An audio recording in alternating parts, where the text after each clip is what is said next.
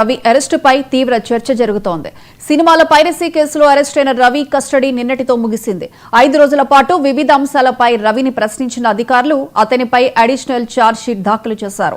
ఈ piracy website వ్యవహారంలో ప్రధాన నిందితుడు రవిపై పోలీసులు దాఖలు చేసిన అడిషనల్ ఛార్జ్ షీట్లో సంచలన విషయాలు వెలుగులోకి వచ్చాయి. రవి ఉపయోగించిన అనేక డొమైన్లను పోలీసులు స్వాధీనం చేసుకున్నారు. ముఖ్యంగా ఈ డొమైన్లను అతను US డాలర్ల ద్వారా కొనుగోలు చేసిన ఇన్వాయిస్లను కూడా పోలీసులు సేకరించారు.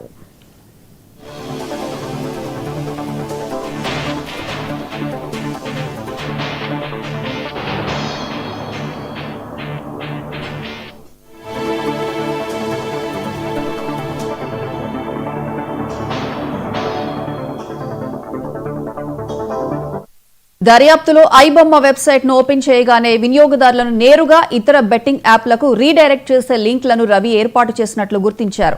దీనికి అదనంగా ప్రతి డొమైన్ కు ఒక్కో ప్రత్యేకమైన కోడ్ ఉపయోగించినట్లు ఛార్జ్ షీట్ లో పేర్కొన్నారు.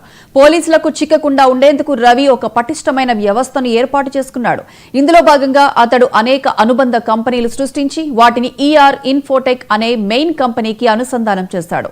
అత్యంత కీలకంగా ఈ మెయిన్ కంపెనీ అమెరికా కేంద్రంగా ఉన్నప్పటికీ అది పూర్తిగా నిందితుడు రవికి చెందినదేనని పోలీసులు నిర్ధారించారు.